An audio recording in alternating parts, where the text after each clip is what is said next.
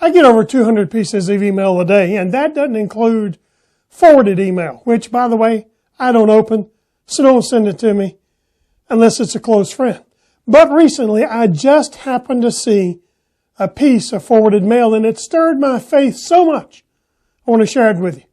Now, I don't know who wrote this, but the title of it was, Who God Uses. Who God Uses, grant me the serenity to accept the people I cannot change, and the courage to change the ones I can, and the wisdom to know it's me.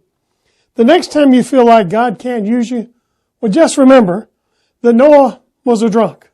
Abraham was too old. Sarah was barren. Isaac, a daydreamer. Joseph was abused.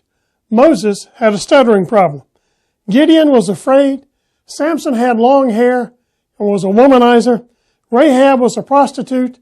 Jeremiah and Timothy, well, they were too young. David had an affair and was a murderer.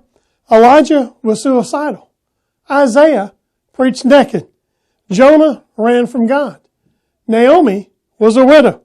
Job he went bankrupt. And John the Baptist, he ate bugs. Peter denied Christ. The disciples fell asleep while praying. Martha worried about everything. The Samaritan woman was divorced more than once. Zacchaeus was too small.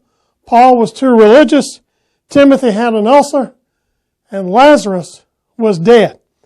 No more excuses. I want to tell you, never allow the enemy to tell you that your past will keep you from being used by God in the future. The only way that happens is if you hold on to the past. Because whatever you've done in the past, God has not only forgiven you, He's forgotten. In fact, He doesn't even keep a list. So forget about your past. Press toward the mark, the prize, the high calling, the things that God has called you to do. Because He wants to use you, and that's what I call getting to the point.